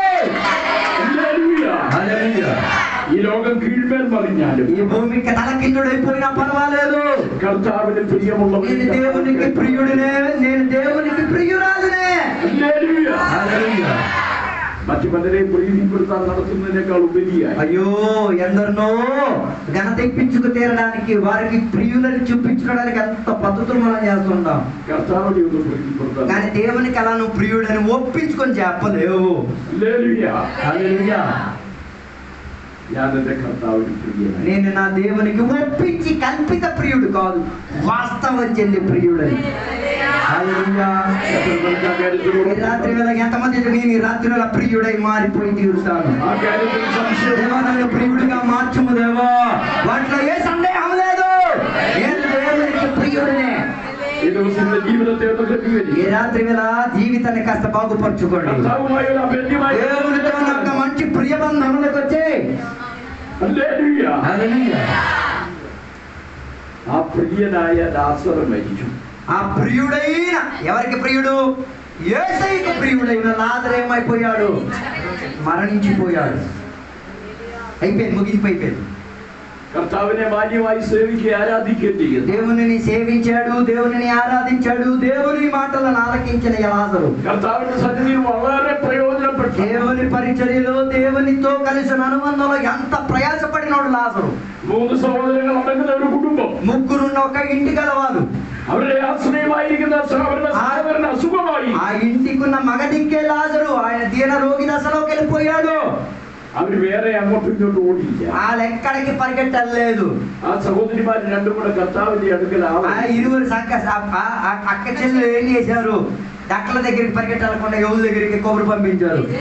കർത്താവേ, നിനക്ക് പ്രിയനായവൻ നീ കിടക്കുന്നു. ఏమైనా కబురు పంపించారు? దేవో నీకు ప్రియుడైన వాడే నా తమ్ముడు, మా అన్నయ్య లాజరు చనిపోయాడు, ఆయన రోగి అయిపోయాడు, ఆయన ప్రేమించిన లాజరు రోగి అయ్యాడు. പ്രിയമുള്ളവരെ, ప్రియులారా, നിങ്ങളുടെ ജീവിതത്തിൽ ഒരു പ്രതിസന്ധി കടന്നു വരുമ്പോൾ, నీ జీవితంలో కూడా ఇలాగే ఏదైనా సమస్యలు వచ్చినప్పుడు, రోగాలు వచ్చినప్పుడు, പ്രയാസം കടന്നു വരുമ്പോൾ, వేదన వచ్చినప్పుడు ആദ്യം ഗുരുവിന്റെ അടുത്ത് మొదటిగా ఎవరిని పిలవాలి? ഭർത്താവിനോട് പറയാനിടയാകണം. ఆయనకి సందేశాన్ని పంపించాలి, ఆయనకి కబురు అందించాలి. ఆయనే నీకు ప్రియుడు. എത്ര പേരെ ഇത് തയ്യാറാണ്? ఈ రాత్రి వేళ ఎందరూ సిద్ధం అలాగా ఒప్పుకోవడానికి?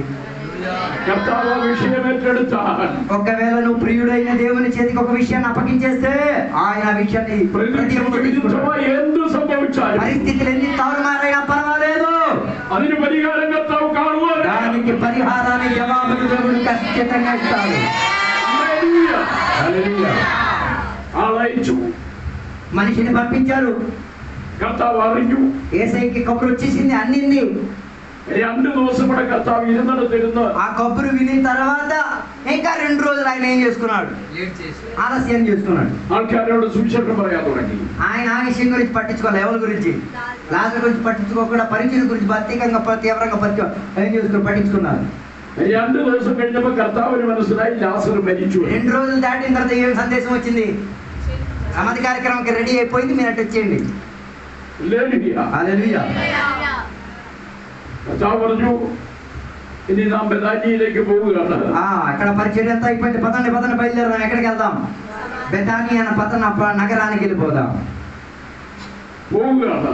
ఎక్కడికి వెళ్తున్నారు? బెతాని అన్న నగరానికి వెళ్తున్నారు. ലാസറെ നമ്മൾ ഉണർത്താൻ പോവുകയാണ്. పదండి మనం వెళ్దాం, లాజర్ని లేపడానికి వెళ్దాం. അപ്പൊ തോമസും കൂട്ടരും എല്ലാം കൂടെ പറഞ്ഞു, తోడుగా ఉన్న శిష్యుల్లో తోమా చెప్పుంటాడు, എല്ലാരും കൂടെ പറഞ്ഞു, అందరూ కలిసి చెప్పుంటారు, ഓ നിനക്ക് സാധിക്കും, അവൻ ഉറങ്ങാതെ വിളിച്ചെഴുന്നേൽപ്പിക്കാൻ. నిజమే అయ్యా, యేసయ్యా నిజమే, నిద్రపోతున్నాడంటే పర్లేదు, మనం లేపేయచ్చు. ഇതുപോലെയാ നമ്മളിൽ പലരും. మనలో కూడా చాలా మంది ఇలాగే ഉറങ്ങിക്കിടക്കുകയാണ്, വിളിച്ചെഴുന്നേൽപ്പിക്കാം. నిద్రపోతున్నామంటే ఏదో విధానంగా ఏం చేయొచ్చు, లేపివచ్చు. എന്നാൽ ഉറക്കം നടിച്ചു കിടക്കുന്ന ജനരെ కానీ నటించి నిద్రపోతున్నాడు ఏం చేయలేం. എത്ര വെള്ളം ഒഴിച്ചാലും വിളിച്ചാലും ఆడి నెత్తి మీద ఉన్న కొలైని మొత్తం పోసేయండి, నటిస్తున్నాడు అనుకో, ఆ నిద్ర నుంచి లేగలడు. അങ്ങനെ ചിലരുണ്ട്. అలా కొంతమంది విశ్వాసులు ఉన్నారు. യഥാർത്ഥമായി కర్తావు പറഞ്ഞത് മരിച്ചു పోయినారు. నిజంగా యేసయ్య నిద్రపోతున్నాడు అని చెప్తే దాని అర్థం నిద్రపోతున్నాడు అన్నది కాదు, ఏమైపోయాడని, మరణానికి స్వీకరించుకొని చనిపోయాడని. ఆ భవనతుడు വലിയ ప్రశ్న. ఇప్పుడు ఏమైపోయింది? ఆ ఇంట్లో చాలా వేదన కలిగే ఒక వాతావరణం, ഒരു വലിയ പ്രതിസന്ധി. ఎంత పెద్ద సమస్య ఇంటికి వచ్చింది. ఆ వీడు ഒരു మరణ వీడాయి. చివరికి ఆ ఇల్లు మరణానికి చెందిన ఒక ఇల్లుగా మారింది. అది అడక్కి చివరికి మరణ సమయంలో కూడా రాలే. ఆయన ఏం చేశారు? సమాధిలో ఉంచేశారు. అప్పుడు ఎవరు వచ్చారు? 4వ ദിവസമായി. అప్పటికి ఎన్ని రోజులు దాటిపోయింది? 4 రోజులు దాటిపోయింది. അവിടെ യഹൂദന്മാരുടെ മര്യാദ പ്രകാരം കരച്ചിലുകളോടി, అంటే యూదుల సాంప్రదాయం ఆచారం ప్రకారంగా చనిపోతే మరి ఇంకా చెప్పక్కర్లేదు, ఏడుపులు గోలలు పాటలే, എല്ലാ പരിപാടിയും అన్ని పరిచర్యలు ఇంటికి గమని కాడ జరిగిపోతుంది. പ്രിയമുള്ളവരെ, కానీ ప్రియ దేవుని బిడ్డలారా, കർത്താവോട് ശിഷ്യന്മാർ యేసయ్య ఇంటికి 4 రోజులు ఆలస్యం అయితే ఏమైంది? యేసయ్య వెళ్ళారు కదా ఇంటికి. കർത്താവോട് ചെന്നിട്ട് యేసయ్య ఇంటికి వెళ్ళి കർത്താവ് വന്ന് ആ വേദിക്കൽ വന്ന് നമ്മുടെ അതിർത്തി വന്നു കഴിഞ്ഞപ്പോൾ ఆ ఇంటి పొలిమేర దగ్గరికి వచ్చేటప్పుడే కబురు పంపించారు. ఏమని? ഇവരുടെ ബൗണ്ടറി വന്നു കഴിഞ്ഞപ്പോൾ ఆ ఇంటి గమని దగ్గరికి వచ్చేసరికి యేసయ్య సందేశాన్ని పంపించారు. മാർത്ത അറിഞ്ഞു. അറിഞ്ഞു మార్తాకు అర్థమైంది ఎవరు వచ్చారని. മാർത്ത ഓടിച്ചെന്ന് കർത്താവിനോട് വിവരമെല്ലാം പറഞ്ഞു. యేసయ్య దగ్గరికి వెళ్ళి మార్తా మాటలన్నీ ఆడింది. കർത്താവേ, നീ ഇവിടെ ഉണ്ടായിരുന്ന എന്റെ സഹോദരൻ മരിക്കുകയല്ല. వెంటనే ఆయన చెప్పిన మాట, యేసయ్య నువ్వు కానీ ఇక్కడ ఉండుంటే మా సహోదరుడేమో అవ్వకపోను. അതെ, കർത്താവ് ശരിയെന്ന് പറഞ്ഞു. అప్పుడు యేసయ్య నిజమే, അവിടെ പഠിച്ച പണി 18 ఆమెకు ఎంత ప్రయాసపడి ఎంత చెప్పాలో అని చెప్పింది. കർത്താവ് പറഞ്ഞു, యేసయ్య చెప్పారు, മരിച്ചവന് ഉയർത്തുണ്ട്. మరి చనిపోయిన వాడు తిరిగి లెగుస్తాడు. അതും അവള് സമ്മതിച്ചു. ఆ దాన్ని కూడా ఆమె ఒప్పేసుకుంది. ഇങ്ങനെയാ പലരും. ఇలాగే చాలా మంది విశ్వాసులు സന്ദർഭം മനസ്സിലാക്കിയത് పరిస్థితిని అర్థం చేసుకొని ఒప్పుకోవాల్సిందని ఒప్పేసుకుంటారు. യേശു ആരാണെന്ന് മനസ്സിലാക്കി యేసయ్య ఎవరో అని అర్థం చేసుకోలేదు. నాట్యం వచ్చే అవస్థ దగ్గర స్తోత్రం ప్రవర్తింపాలి. కంపపడే స్థితిగతులు కూడా దేవుడు పని చేయగలిగిన దేవుడు అని బైబిల్ సెలవిస్తున్నది. ఈ రాత్రి దేవుని యొక్క ఆలోచించేసుకో. యజమాని ఎక్కడికి వచ్చాడు, బాధకుడు ఎక్కడికి వచ్చాడు, ఆయన పిలవాల్సిన వాడిని పిలవకుండా, చెప్పాల్సింది చెప్పకుండా,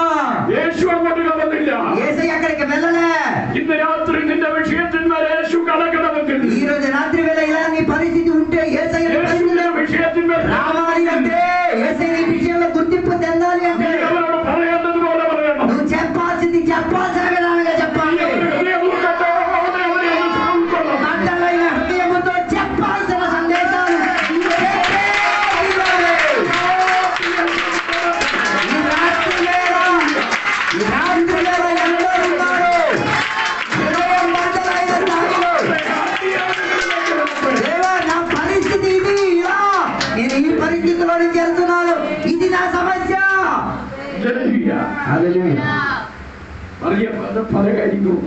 చాలా విషయాలు మరియా యేసయ్యకి చెప్పింది.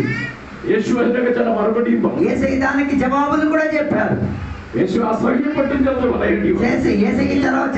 అతి తీవ్రంగా చెప్పాల్సి వచ్చింది కొన్ని మాటలు. కానీ మరియా ఇంటి లోపల కూర్చొని ఏం చేస్తుంది, ఏడుస్తూ కూర్చున్నది.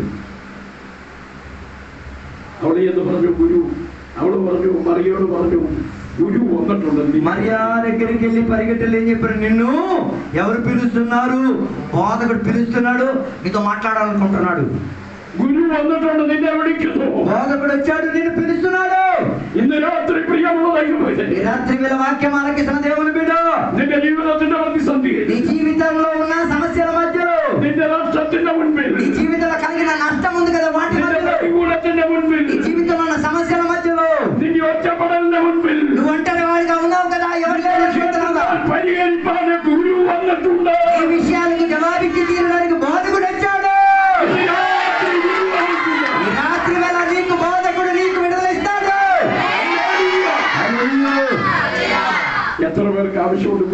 ఎంతమందికి బోధకుడు కావాలి?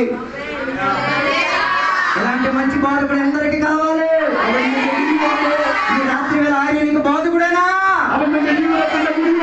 వాస్తవంగా గుండె మీద చెయ్యి చెప్ప, ఆయన నీకు బోధకుడేనా? నా బోధకుడని చెప్పగలుగుతావా? నీవు బోధకుడే. సహోదరి నీ బోధకుడే. ప్రియ అమ్మ నీ బోధకుడే. ప్రియ నాన్న నీకు ఆయన బోధకుడే. రాత్రి వేళ నిజంగా ఆయన నీ బోధకుడేనా? వాస్తవంగా ఆయన నీకు బోధకుడేనా? ఈ రాత్రి వేళ ఆయన నీ బోధకుడుగా నువ్వు అప్పగించుకున్నావా? చెప్పుకున్నావా నువ్వు నా బోధకుడివే? అలాగైతే నీ విషయాలపైన జవాబిచ్చి తీరడానికి ఆయన వచ్చాడు. ఎవరు నిన్ను గుర్తించినా గుర్తించకపోయినా నీ జీవితాన్ని రూపాంతరపరచుటకు, నీ జీవితంలో పరిహారం ఇచ్చి తీరుటకు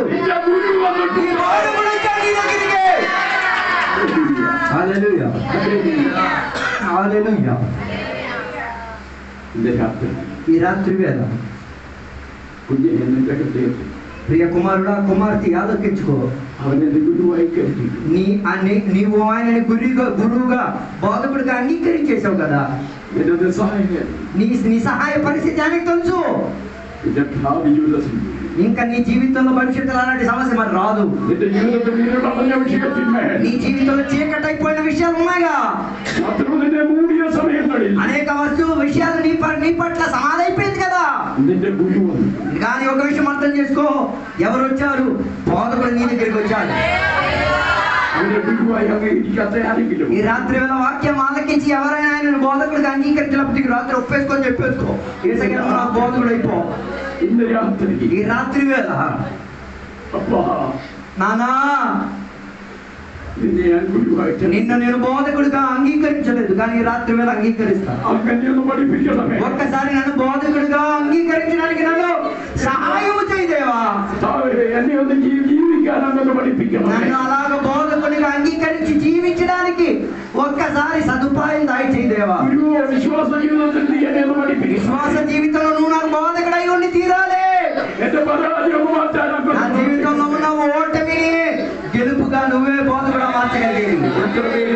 ఈ రాత్రి వేళ ఎందరూ ఒప్పుకొని చెప్పగలిగి తీరుతాడు. నువ్వే నా బోధకుడు యేసయ్యా, నీవే నాకు బోధకుడిగా చాలేసయ్యా. ఈ రాత్రి వేళ అందరూ చెప్పగలిగి తీరేది, ఈ రాత్రి వేళ అందరూ చెప్పగలిగి తీరేది. నీకు జీవాన్ని ఇచ్చిన బోధకుడు ఆయన. ఆ బోధకుడు నీ దగ్గరికి వచ్చి నేను పిలుస్తున్నాడు. ప్రియ దేవుని దాసులారా, గురువు వచ్చాడు, నీకు నేను సలహా ఇస్తున్నాను. ఈ రాత్రి వేళ యేసయ్య బోధకుడిగా నీ దగ్గరికి వచ్చాడు. ఎంతమంది ఒప్పుకుంటారు? ఎంతమంది ఒప్పుకుంటారు? నన్ను బోధకుడిగా మార్చు, ఇంకా ఆశ్రయం ఏమీ లేదు అనుకుని కూర్చోగలి. ఏ బోధకుడు వచ్చాడన్న మాట వినేసరికి ఈ రాత్రి వేళ సమర్పించుకొని బోధకుడు వచ్చాడు. ఈరోజు సమర్పించుకో, బోధకుడు నీ దగ్గరికి వచ్చాడు. హల్లెలూయా. లోకంలో అనేక బోధకులు ఉన్నా, ఈయన గొప్ప బోధకుడు, ఈయన శ్రేష్ఠ చెందిన బోధకుడు యేసయ్య.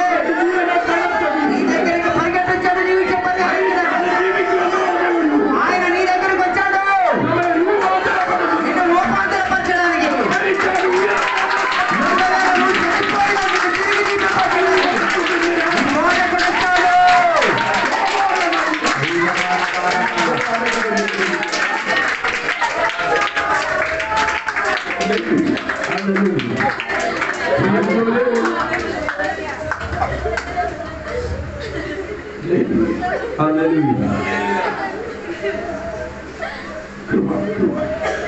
కృపదేవా కృప. ముందుకు వెళ్ళడానికి దేవుని ఆత్మ నాకు సహాయం చేయాలి.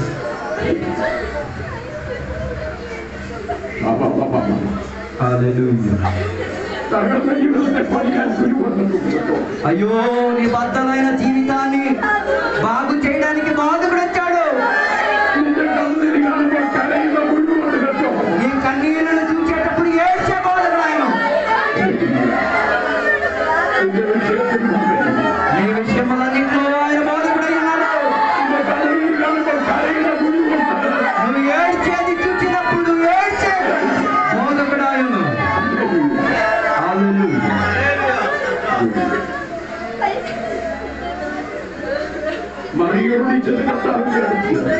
మరియా దగ్గరికి యేసయ్య వచ్చి, బోధకుడా,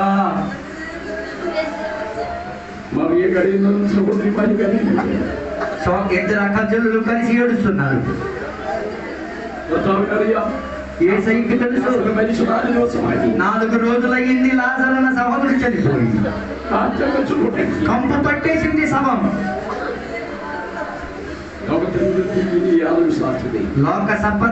లోక పద్ధతి ప్రకారంగా చూస్తే ఇంకేం చూసుకోవడానికి లేదు. హల్లెలూయా.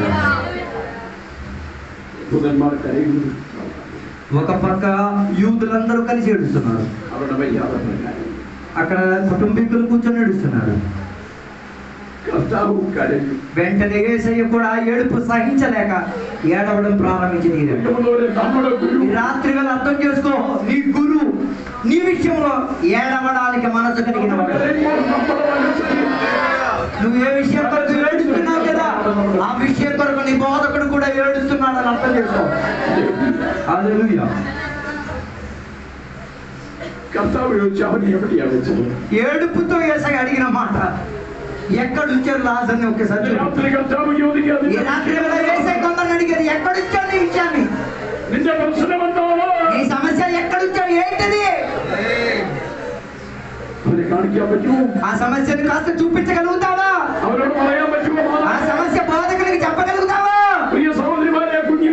ఏ సహోదరి, ఏ కుమారుడా, ఏ కుమార్తె, ఏ సహోదరుడా, నీ సమస్య ఎక్కడ ఉందో బోధకుడికి చెప్పగలుగుతావా? ఆయన పాదము దగ్గర నీ సమస్యను ఒప్పుకొని చెప్పగలుగుతావా? హల్లెలూయా. యేసయ్య ఆ సమాధి గవిని కాడ నిలబడి ఏడుస్తున్నాడు. దేవునికి మహిమ కలుగును గాక. యేసయ్య ఒక మాట చెప్పారు, ഹല്ലേലൂയ. ശിഷ്യന്മാരെ നോക്കി പറഞ്ഞു, ഇപ്പോൾ നിങ്ങൾ ഉണ്ട് കൂടെ, അതുകൊണ്ട് ഞാൻ ദൈവത്തെ മഹത്വപ്പെടുന്നു. കാരണം നിങ്ങൾ കണ്ടു విశ్వసించారయ్యా. మీరు ఇప్పుడు చూచి నమ్ముకు తీరేంతటిగా పద్ధతులు జరుగుతున్నాయి. ఈ రోగం ఆద్యం వన్నപ്പോൾ కర్తావు പറഞ്ഞു, ఈ రోగం తొలి వచ్చినప్పుడు యేసు ఒక మాట అన్నారు. వివరం പറഞ്ഞപ്പോൾ కర్తావు പറഞ്ഞു, అప్పుడు సందేశాన్ని పంపించినప్పుడు యేసు ఒక మాట అన్నారు. ఇది మరణത്തിനായിട്ട്, ఇది మరణం కొరకున్న విషయం కాదు, దేవునికి మహిమ పరచడానికి. లోకത്തിന്റെ దృష్టిയിൽ మరిച്ചു, లోకానికి ఉన్న సాంప్రదాయ ప్రకారంగా చచ్చింది, సమాధి అయిపోయింది, నష్టం కలిగింది, വലിയ സങ്കടക്കടലിൽ చాలా వేదన దుఃఖంలోకి పీడించుకొని వచ్చేసింది. കർത്താവ് കല്ലുരുട്ടി മാറ്റാൻ, యేసయ్య అన్నారు, రాళ్ళను పొర్లించండి. അവർ കല്ലു రాళ్ళను పొర్లించారు. അപ്പൊ ഒരു സഹോദരിയായ മാർത്ത പറഞ്ഞു, കർത്താവിനെ മാറ്റരുത്. వెంటనే సహోదరి వచ్చి చెప్పింది, వద్దయ్యా, రాయిని తీయొద్దయ్యా, മാറ്റം വെച്ചിരിക്കുക. కంపు కొట్టేసిందయ్యా. സഹോദരനോട് വലിയ കാര്യമൊക്കെ ഉണ്ട്, అంటే తమ్ముడి పట్ల చాలా మనసు ఉంది, വലിയ വിശ്വാസമൊക്കെ, చాలా నమ్మకం విశ్వాసం అనుకుంది, പക്ഷെ നാറ്റം വെച്ചു. కానీ కంపు అయిపోయింది అంటుంది యేసయ్య. ഇവിടെ ഒരു കാര്യം ഞാൻ നിങ്ങളോട് പറയാം, ఇక్కడ ఒక మాట నేను చెప్పకుండా ఊరుకుండలేను.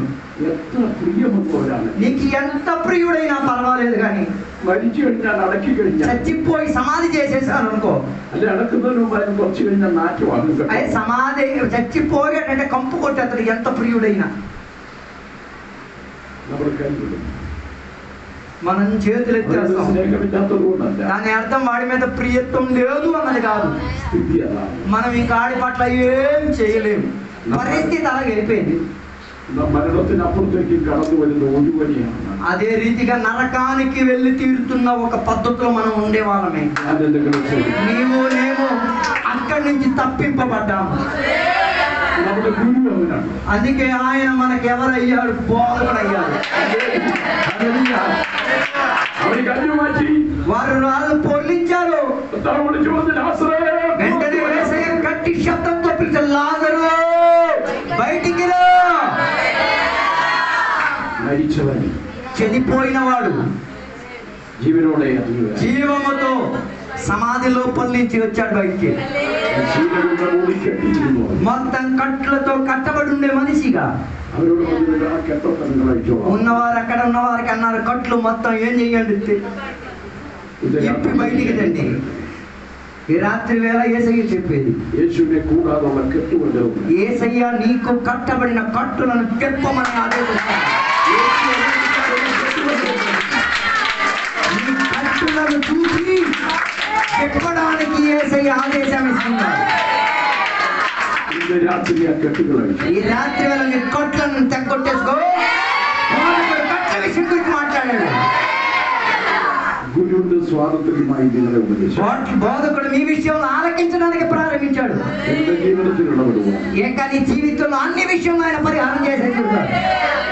గురువుడు స్వాతంత్ర్య విషయం, అందుకే అన్ని విషయంలో ఆయన పని చెయ్యాలంటే నువ్వు ఆయనని నువ్వు బోధకుడిని ప్రియుడిగా మార్చాలి.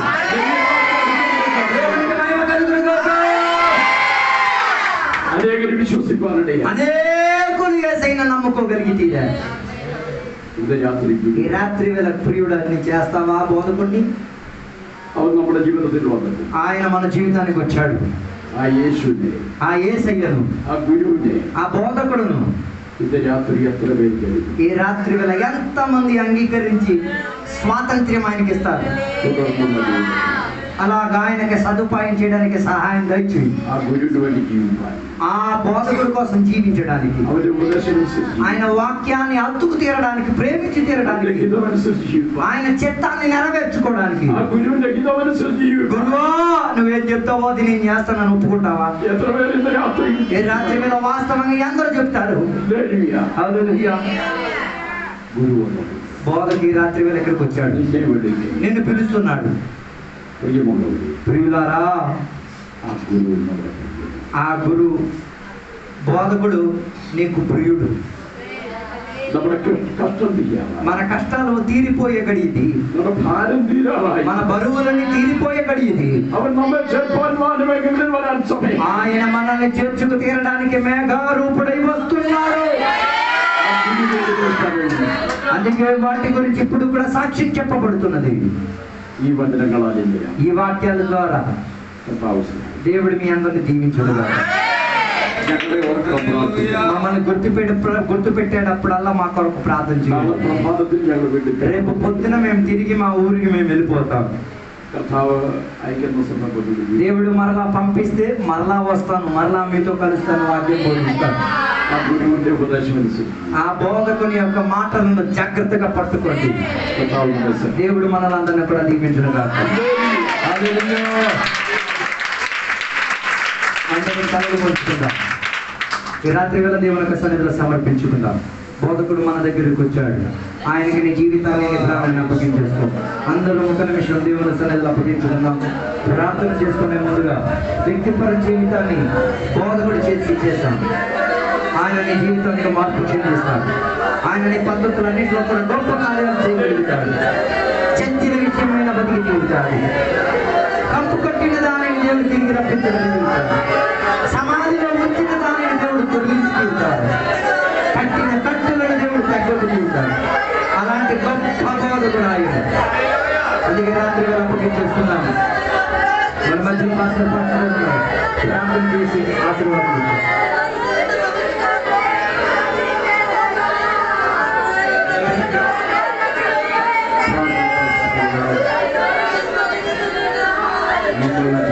ప్రేమించిన మా శ్రీపర్వతండి, మీ ఉన్నతమైన ఘనమైన పవిత్రమైన శ్రేష్టమైన నామం కొరకు వందనాలు చెల్లిస్తూ ఈ రాత్రి ఈ గ్రామాన్ని సంఘాన్ని మీరు ప్రేమిస్తూ ప్రాంతం నుంచి నాయన నీ పరిదాసులను పంపిస్తూ వారి ద్వారా తండ్రి నీ విలువైనటువంటి మాటలను అందిస్తున్న మా గొప్ప దేవానికి స్తోత్రాలు చెల్లిస్తున్నాం.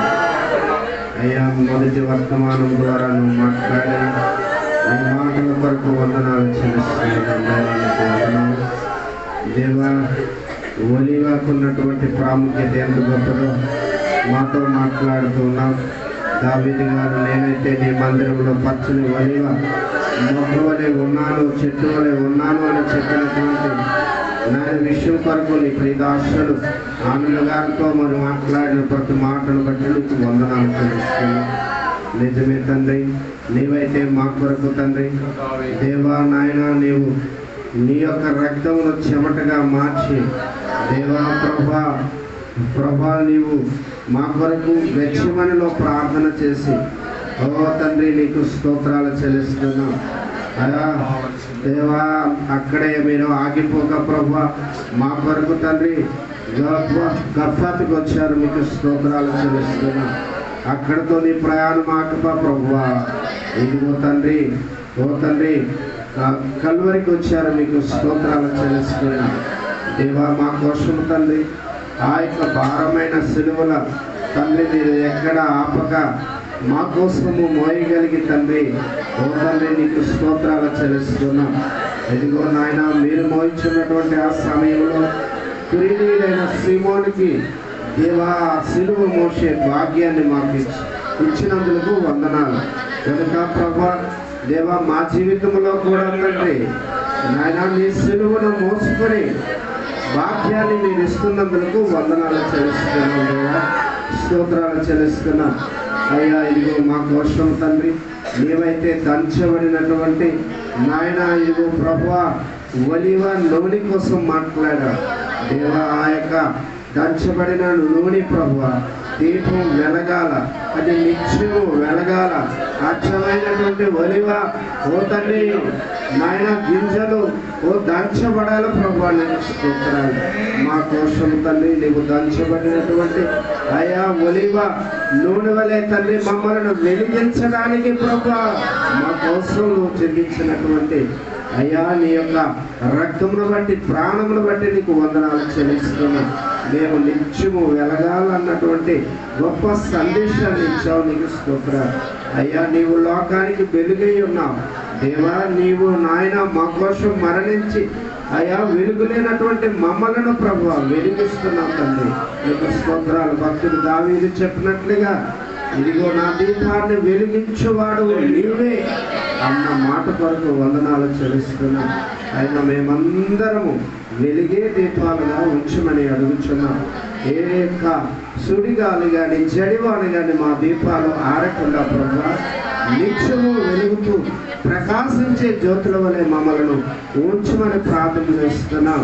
ఓ తండ్రి దానియేలు 12:3 ప్రకారముగా బుద్ధిమంతులైతే ఆకాశమండములు జ్యోతులు పోలిన వారే నిరంతరము ప్రకాశిస్తారన్న నీ మాట కొరకు వందనాలు. ఈ సంఘము మేము తండ్రి నిరంతరము ప్రకాశించడానికి నీ కృపనిమ్మని ప్రార్థన చేస్తున్నాం. రెండవ వర్తమానం ద్వారా రవి గారి ద్వారా నువ్వు మాట్లాడిన నీ మాట కొరకు వందనాలు చెల్లిస్తున్నాం దేవా, స్తోత్రాలు చెల్లిస్తున్నాం. నీవు బోధకుడుగా నాయన మాయన వచ్చావు నాయన, నీకు స్తోత్రాలు అయ్యా. ఇదిగో ఆనాడు బేతనీయ గ్రామములో తండ్రి దుఃఖములో, బాధలో, విచారములో, మరణములో ఉన్న కుటుంబములకు ప్రభువా నువ్వు బోధకుడుగా వచ్చావు, నీకు స్తోత్రాలు తండ్రి అయ్యా. నువ్వు బోధకుడుగా వచ్చి మా కోసం నువ్వు చేసే ఆ గొప్ప త్యాగముల కొరకు నీకు వందనాలు చెల్లిస్తున్నావు. అవును తండ్రి, ఆనాడు ప్రభువా నిన్ను ప్రేమించిన ఆ కుటుంబములో తండ్రి దుఃఖ సాగరములో తండ్రి మరణంలో ఉన్నప్పుడు తండ్రి నువ్వు బోధకుడిగా వచ్చావు, నీకు స్తోత్రాలు. నువ్వు బోధకుడిగా వచ్చి ఏడుస్తున్నటువంటి మార్త మరి యొక్క కన్నీళ్లను తుడవడానికి 4 దినాలు సమాధిలో ఉన్న లాజరును ప్రభువా నువ్వు బ్రతికించావు, నీకు స్తోత్రాలు.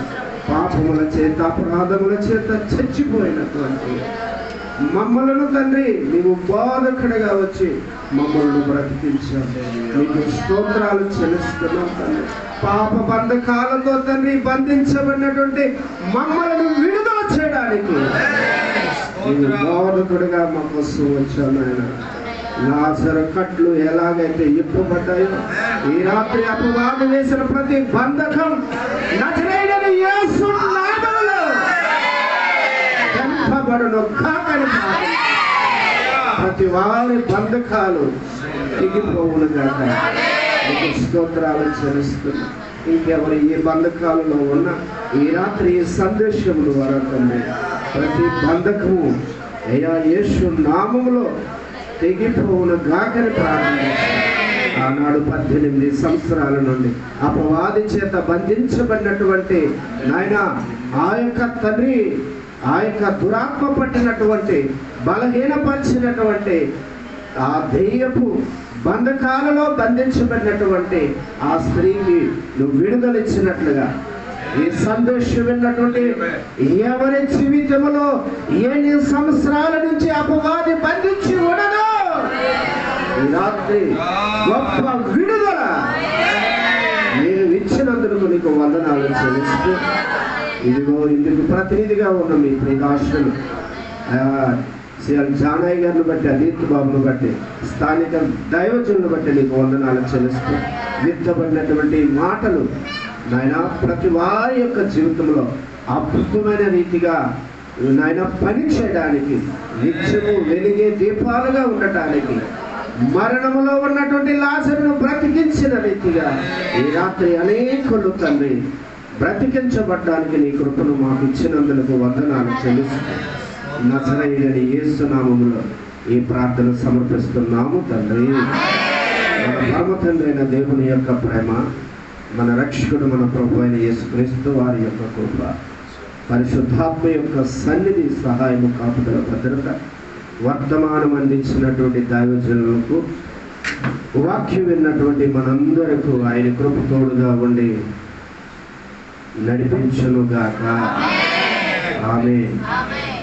యేసు రక్తమే జయం, యేసయ్య వాక్యమే జయం, నామమునకు సంపూర్ణ హల్లెలూయా.